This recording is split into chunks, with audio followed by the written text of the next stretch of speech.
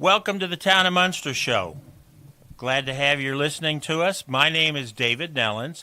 I'm the councilman from Ward 4 in Munster, but I consider all the residents my constituents. And I do have a guest today. I have Wendy Miss. Hey, good morning, Dave. Nice to see you, Counselor. And she is our clerk treasurer extraordinaire. You are listening to WJOB 1230 AM and 104.7 FM. And we are here in the new sort of remodeled, expanded studio at WJOB. Wendy, we were talking about a number of things in the clerk treasurer's department. I just imagine when I went in the safe that one day that it was piled up with money. There were greenbacks and there were silver certificates stored in there. I'm sorry, Dave, that I disappointed you. We wanted to be fiscally responsible and not keep our money in the vault. We have it adequately invested with various local banks as well as Trust Indiana, and our vault is used. My job title is clerk treasurer, and part of the clerking is saving record retention. And so we have a very strict record retention schedule. The state dictates what we can and can't get rid of. And in the vault are all the very important records going back many, many, many years. When I was in there, it's Judy, right? Janet. Yep, our woman Janet. That takes care of the things in the vault and showed me around. We almost found some minutes back from 1907. It's pretty impressive what we keep, and we're required to keep it. We need to have those records for posterity, and so that's what's in that vault. So it was quite interesting. You have a great department. You have some outstanding staff, and one of your staff members has gotten notoriety and awarded different certificates. That would be our controller, Tricia Abbott. When we were without a town manager for a little over a year or so, it was over a year, Tricia stepped up. And not only has she been with the clerk treasurer's office in the town of Munster for 32 plus years, she has just performed outstandingly for the town of Munster, and we are the envy of the state, and she was recognized with two significant awards this past year. One was from our Indiana League of Municipal Clerk Treasurers, ILMCT.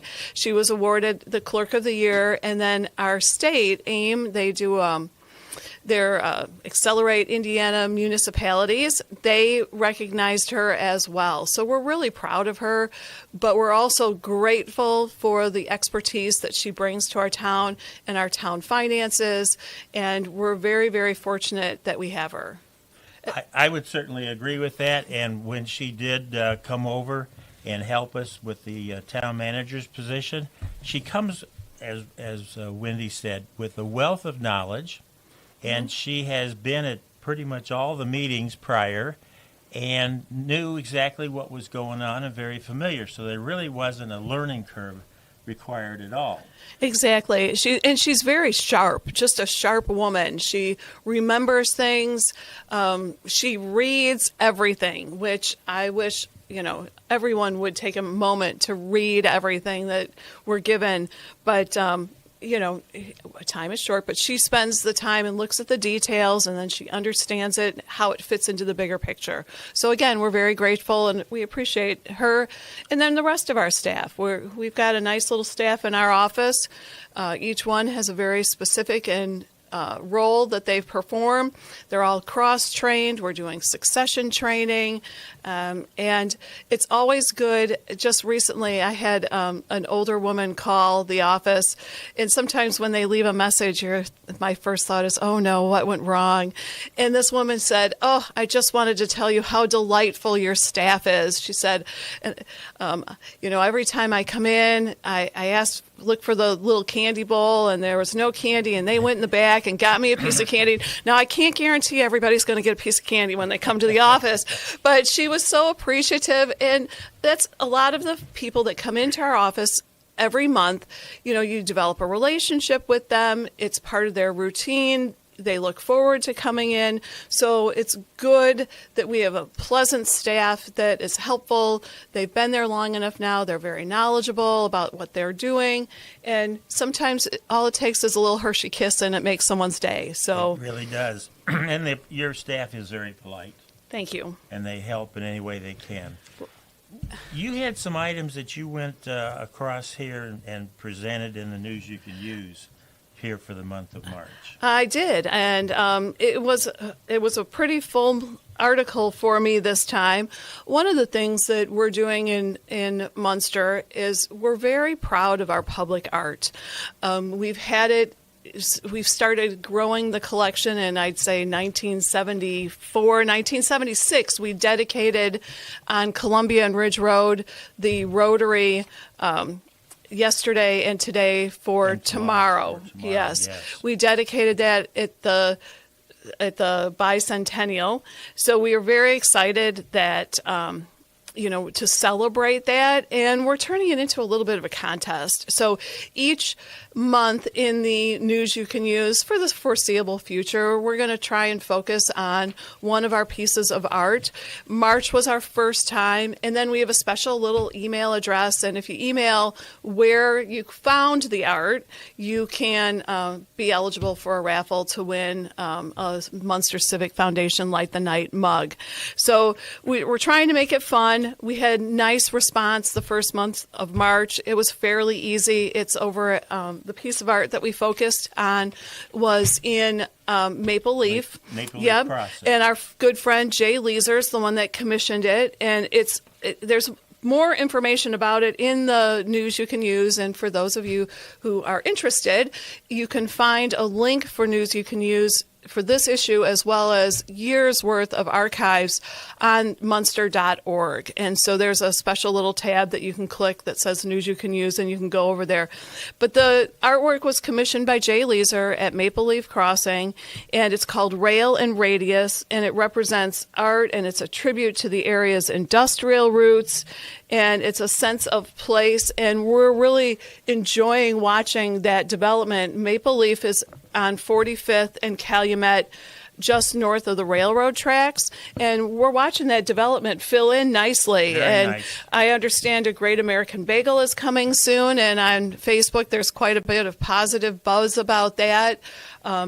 There's a local stationery store, I believe, is going to be located over there. There's a golf simulator coming, I believe. And already established is the Hyatt Place, and then an office building with Dr. Telak, Little Calumet. That building is filled. Yep, filled. Every space is filled. It's a very nice-looking building.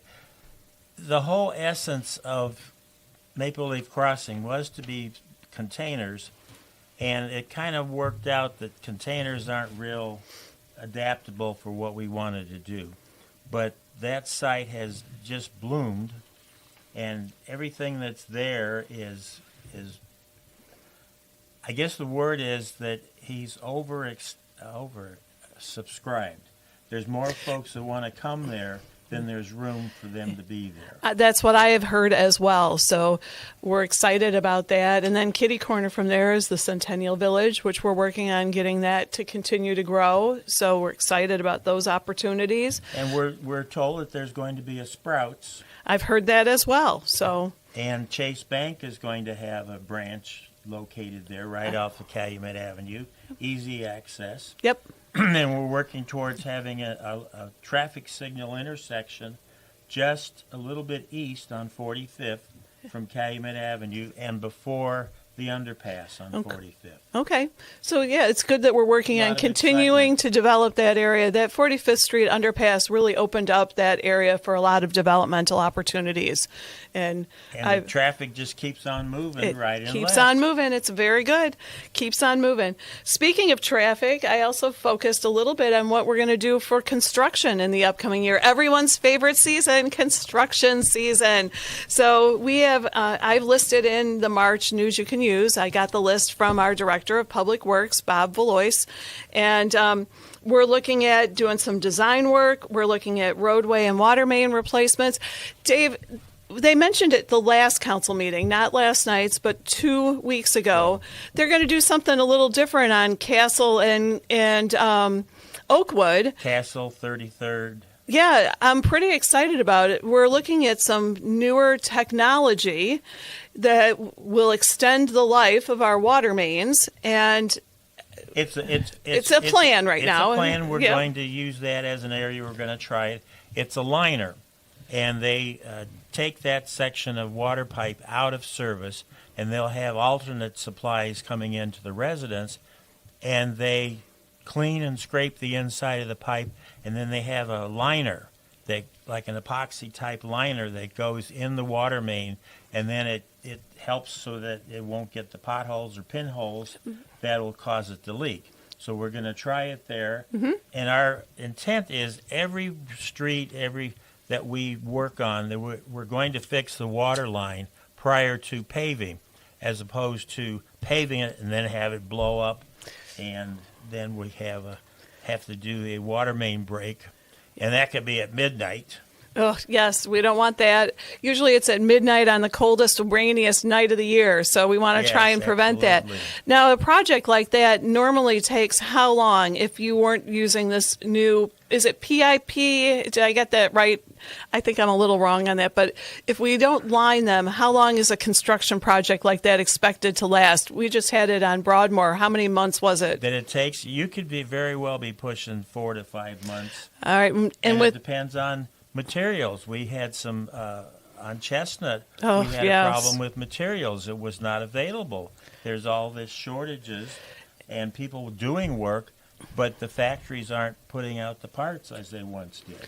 Right, and didn't we had trouble with the water testing, and we had to keep getting. You've got to have a certain quality, high quality of water that it's got to be potable. Yes, and So- they can't have the bacteria in it. Yep. So when we do this new on Castle and Oakwood, how long is this project? How long will the residents possibly be able? On temporary water. Yep. I want to say we're in the neighborhood of about a month. A month? I think 7 to 10 days is what I was told. But yeah, there's Well, always a Well, from hiccup. probably beginning so to end. yeah. But So- 7 to 10 days to do the liner. Yep. And then check that out and make sure everything is set up, and then check each takeoff. And that also will still have to be bacteria checked. Yep. to Absolutely. Make sure that's going. Well, that's exciting. It's exciting that we're even considering something as forward-thinking, cost-effective, and the lifespan they expect on this is how many years? Did they say 75? I think they said 75. I'm not 100% sure on that, Wendy. I don't have that in front of me. But yes, Okay. a significant reduction in cost and a significant extension in life. Yep.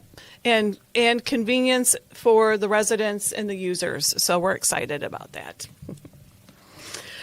We have many things that are going on here in the town of Munster, and it's great.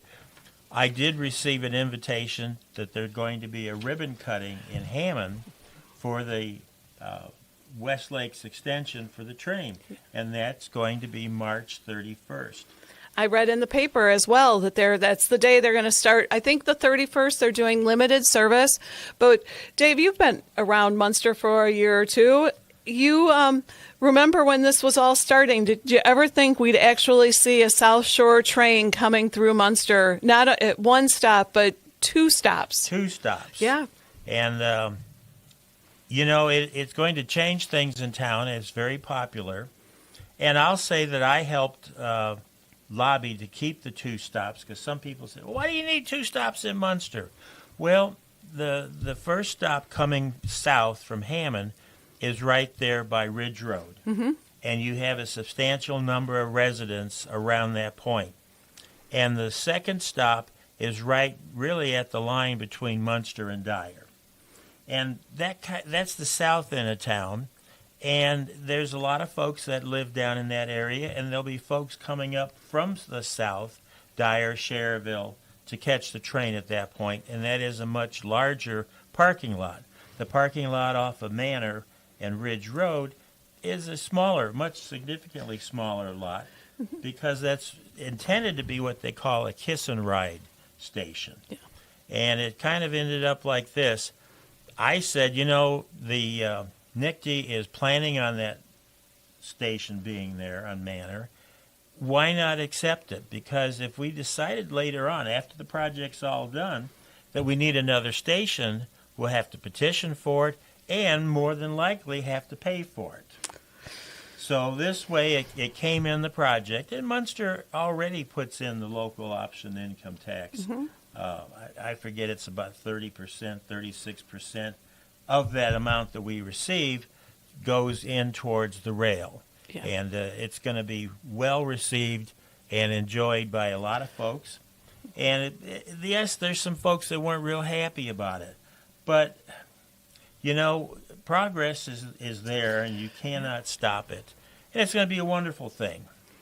Wonderful. And that is March 31st, and then by April 1st, they should be running their regular schedule. So we're very excited about the opportunity that brings to the town of Munster, economic development in that area, you know, just access to the city, access to not just Chicago, but also the other direction as well, South Bend and whatnot. Having all So that Michigan set City, up, so. yeah, that's exciting.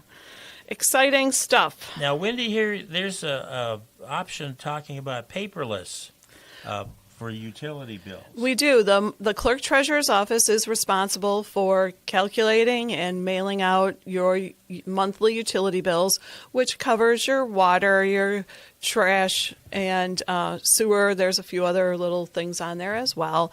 We mail those out, and we also offer paperless, and if you're interested in that, you can go online to the munster.org website and find it. Sometimes it's easier to just call the office at 836-6948, area code 219, and they can just, it's a click of a button. And I personally get my bill sent to me electronically, and I also have my payment made via ACH. It just every month it comes out of my account on the 20th. We have, if you do it through the Town of Munster and fill out the Town of Munster form, there's no charge for that. We have a third-party invoice cloud that we also work with, and you can set up consistent credit card payments. You can also have it come out of your checking account. But if you do it through Invoice Cloud and you set it up through the computer, not through the Town of Munster, there is a convenience charge. And last I thought I knew it was $3-4 a month. So if you'd like it to come out of your account, it's safe, it's secure. We take care of it, so we've never had problems. I've lived in Munster since 1999. I feel like I've always been part of the ACH, just taking it out of my checking account on the 20th of the month. It's just paid, and I never have to worry about it. I recently switched to the electronic bill. When I get that, you get 2, sometimes 3 emails a month reminding you of when the bill is due or that it's upcoming. And there's a link in there in that email reminder to news you can use, so you're not missing out on this fine publication that we love so much. You still get that. And is it still mailed, or does this come electronically? it just comes electronically, and there's a link that you push, and people are, you look at the analytics, and they're clicking the link, so we're pleased. And then any news, for example, the town is going to be closed, I believe it's April 3rd, in observance of Good Friday. So in the next electronic bill, you'll see a little reminder, town hall. Police are still working there, but the records department is closed. Public Works is closed unless there's some urgency or some important matter. They have someone always on call that's available. They do always have someone on call that's available, and that phone number is on the front page of our webpage as well. So if you ever need it after hours, there's a number. It's on the right side. But you can also go through 911. You can also go through 911, exactly. It's easier to remember. Yes, it is much easier to remember 911 than in the middle of trying to figure this out and then heading over to the website and then looking for the number and trying to find it. Yes. And I'd like to point out, too, all the elected officials, our pictures are on the back page. There's our contact information and email addresses. So you've got Councilor George Schinken, Councilor Joe Hofferth, Councilor Chuck Gardner. Oh, there's that Dave Nellens. I don't know about that guy. And then we have Jonathan Peterson and Wendy Miss, our clerk treasurer. So all that information is on the back, and we're here to answer questions and help you at any time to make things happen. Absolutely. We also include in our news you can use the meeting schedule for the month. All meetings are public meetings. They are available after the fact on, they're recorded, and they're all, I think most of them are broadcast live as well. So that's something And to that's been think a about. big move. We had talked about that many years ago and just couldn't get any traction about having the town meetings televised and on Zoom. Yeah. It's very helpful. I hear folks say, I watched you on television, I saw what you said, and good, bad, or indifferent, but they can hear and see what's going on. Yeah, it is a good tool. And at last night's town council meeting, the council approved improving that technology because it was pretty antiquated. That's it. Thank you. So, because I pointed out that in the 2000 that system was still there, and there's been very little upgrades. Yeah, we added some TV cameras and things to help, but the system sometimes it wants to work, sometimes it doesn't want to work. It's crackly, yeah. and Yes, we had trouble with all the mics. We had to get some temporary microphones in there. Yes, we're a quality town. We'd like to have quality Have it remain services. that way. Exactly. One other thing, we're talking about our residents. You see our pictures on the back of the news you can use, and Dave and I were talking about this in the lobby. We can't go out to dinner without someone stopping us and saying hello or asking a question about such things, and we're pleased to be a part of that. We're pleased that people are comfortable enough to ask and they're so engaged with our town. And one of the things I found so interesting, a resident in response to News You Can Use sent me an email, and they said, it really bothers me when I'm at Centennial Park, which is our Keystone Park. It's a Yes. beautiful park. And he goes, when I see like cigarette butts laying around, and why can't people pick them up? And so he sent it to me in January, and nobody's using the park as frequently as they do in the upcoming months. So I mentioned in the News You Can Use, just be mindful. We have trash cans everywhere. Please, throw your garbage away appropriately. And I've learned about kind of a secret little group of people. There are numerous people throughout town that on their regular walks, they pick up our garbage. They take something with They them. take them something very Bags. deliberately. They go out and help us and just pick That's up. wonderful. Now, I don't know any other community. And now that I know it, I was driving to work after lunch one day, and I saw a couple of older women walking with their little garbage bags. And if I didn't have a meeting at whatever time I was rushing back to get, I would have stopped them and thanked them. I mean, we really appreciate that little extra effort that our residents make to make our town such a beautiful, wonderful place to live. And It takes everybody. It sort of goes along with that phrase, it takes a village to raise a child. Yeah. It takes a village to have a nice community. Yeah, and we appreciate those little things. Instead of calling and complaining, there's garbage on the Fisher Street, walkway. Bike path and walk. Yes, they're out there taking it into their own hands, and we appreciate it. It's nice. It's nice. We have good citizens. At this point, I'd like to go ahead and mention that you are listening to us on WJOB 1230 AM and 104.7.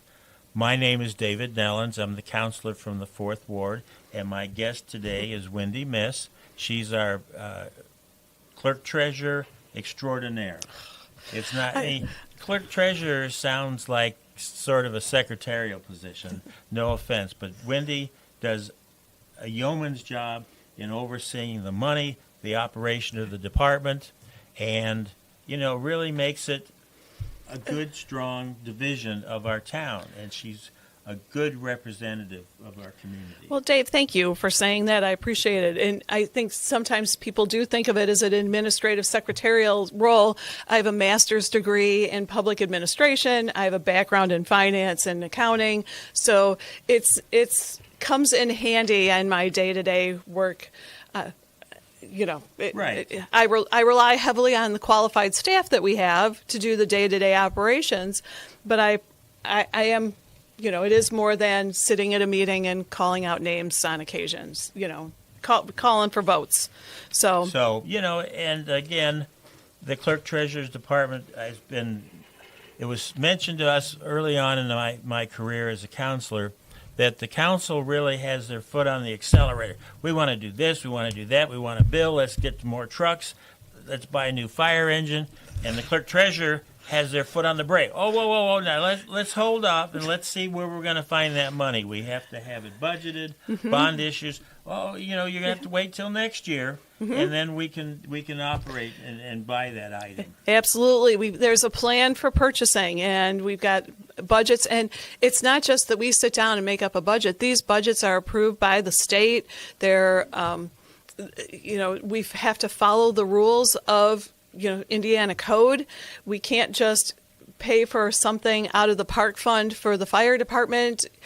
Park funds are for the park. We cannot use them anywhere else. And we've had how many years of very clean audits that show that we work very, very hard to follow those rules. Every year that I've been involved with the town, it's been a clean audit. Yes. And two, we're limited as to how much money we can bond. We just can't go out and bond for $150 million. Exactly. It'd be nice if we could, wouldn't it? Think of the fun things we could build in town if we had. But we have. What is it, like $4 million-ish? Well, that's about what we bond every year, and we bond for $4 million, and then that's because $4 million is retiring. We do it generally.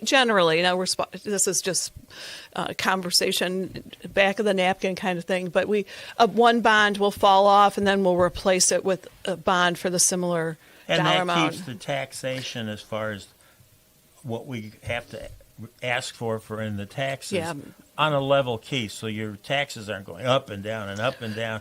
You can budget that it's going to basically be the $200 a year or whatever. I just picked a number, made a number. I want your taxes if they're $200 a year. That's nice. No, but we wanted to keep them as even as we possibly can. We could go for more, but we keep it consistent for the residents and the taxpayers, and we look at what can practically be done within a calendar year, and we come up with a list like the list we have in this News You Can Use. That's what we think that we have the capacity to do. We don't go for too much more. We always have a little bit of excess bond proceeds, but we work hard to spend those down, and then we take that into account in future years. And we have assistance in going out for these bonds.